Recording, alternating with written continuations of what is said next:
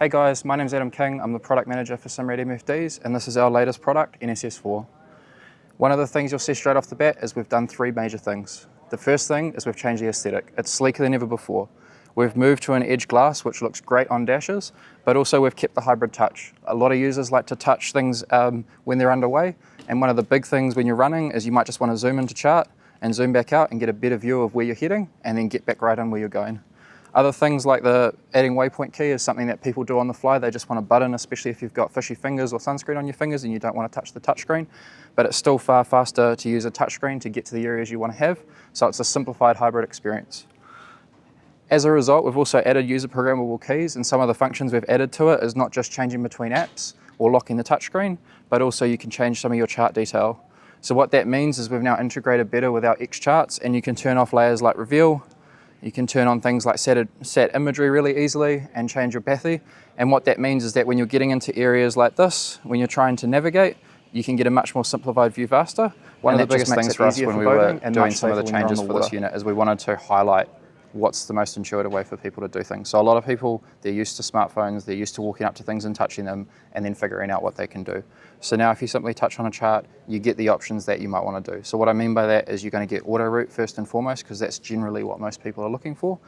From there you can just set a go to or add a waypoint or create a route of your own. So it gives you everything that you can do in a small center right by where your fingertip is. So it's really quick and easy to do these actions when out on the water. It's also intuitive for people that aren't familiar with being on the water. And what I mean by that is if you can have your kids or your wife or the rest of your family spending more time on the water with you, that means you get to go fishing more, catch more fish, and ultimately everyone has a better time. So one of the biggest changes with the processor is also the auto routing. So it's really quick and easy to just touch on the screen, trigger an auto route, and then it's going to work out the best path for you. And if there's an area that you need to be wary of, it'll highlight it in red so you've got quick access to see where that is. This is obviously done off your vessel parameters, but a lot of people need to remember is that you can just simply touch on the screen and your options will change. So if you're navigating and you touch near the active navigation, you get stop navigation, so it's really quick and easy to do. Or when people panic, they go to the menu, so there's a big red button there as well. So one of the new features we've introduced is waypoint tagging. Now what that is when you have a waypoint, what you can now do is associate tags. Now we have a whole bunch of predetermined fish species.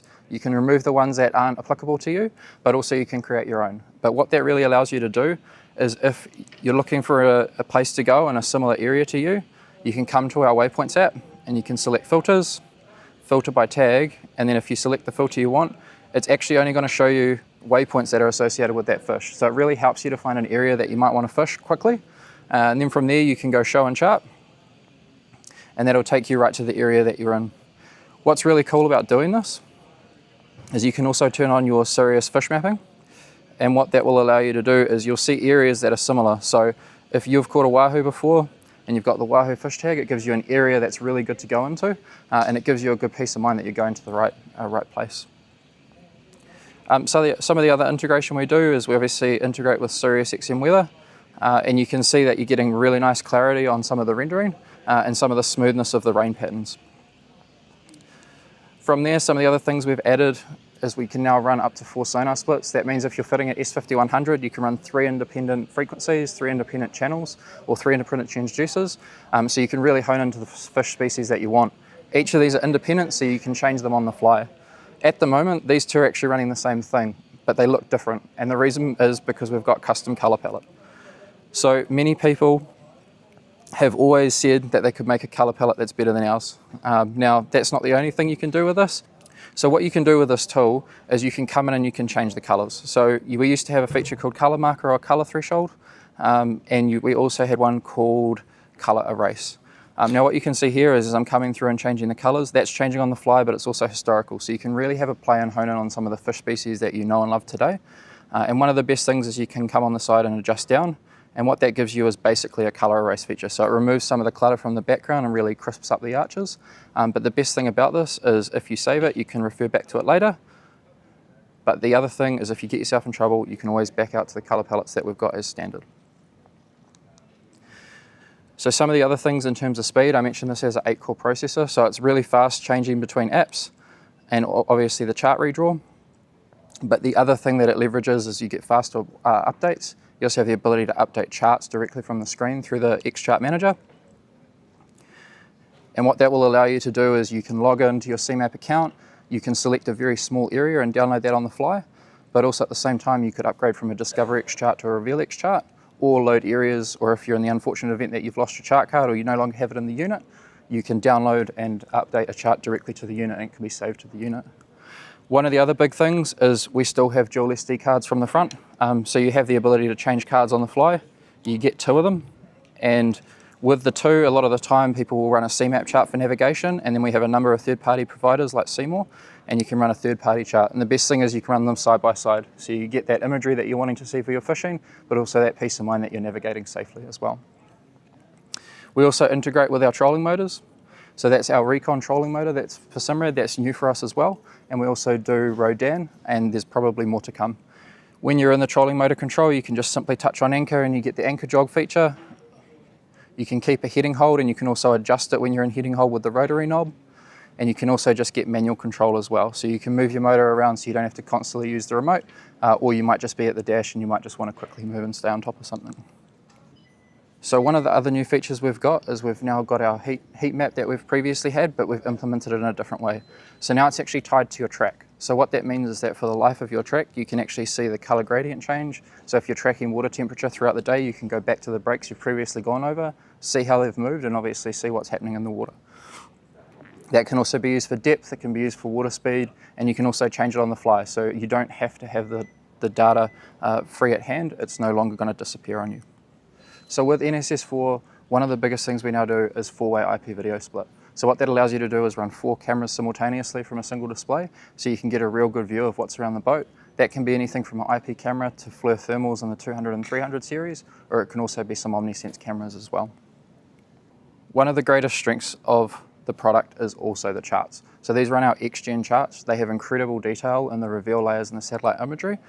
And to give you a bit of an idea, if we zoom into an area like this, you can see quite a lot of detail. Now, I can quickly turn the sat imagery on and it's really sort of stepped up its game. And if I come in here, what I can actually do is also do it on water. And you can see that some of the structure you would have previously seen on reveal, you can see in a different light. And the clarity is really amazing. So it's super good when you're in close fishing the shallows. And that's really going to help you guys catch more fish. Again, with that chart manager store, if you only fish in this area, you can literally just download the chart in that area. It's not a full chart download, so you can keep the files nice and small. So if you have to do it with a hotspot, it's not only quick, but it also doesn't burn a lot of data. So if you forget to do it, it's not something to worry about. So given that you now have a hybrid control, what we've allowed you to do is hide the activity bar. Now what the activity bar is it's a quick access for some of the apps that you may have opened. These you've opened previously and these you've pinned. And what I mean by pinned is when you press and hold on an app, you have the ability to pin it and then choose its position. If you choose the top, that's what the unit's going to boot to. So if you've got 3 screens, you can set it up so one always boots to chart, one always boots to sonar, and one always boots to radar. So what I'm going to do there is I'm obviously going to pin that, and the next time this unit boots, those apps will be sitting there waiting for me to go. So the 3 stages of the button are quite simple. So when you're hiding the activity bar, you press the main menu key and you show the activity bar. You can then rotate and change apps. You press again and it goes to main menu, and then you press again and it will take you back to where you are. If you only ever want to go into the activity bar, you can press the menu button and then you can press X and it will take you out. Or after a few seconds, it'll disappear on itself. If that's not enough for you and you want to get rid of things like the instrument bar as well, you can make any app full screen on the fly.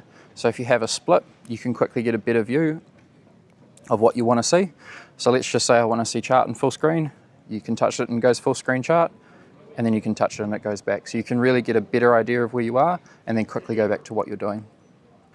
So these are our new custom keys. You get 2 of them on a 12 and a 16, and you get 1 on a 10. Each of them have a long press and a short press option.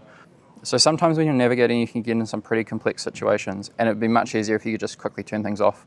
People don't want to dive into a menu and scroll, and that's one of the big things we wanted to do, is bring some of those features that you use to life and put them in our custom keys.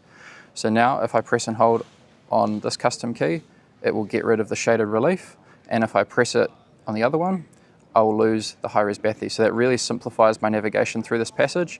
And then if I get on the other side and I want to start fishing, I can just press and hold and turn on that shaded reveal again, and you can see the level of detail you're getting is far superior to what a standard chart would give you.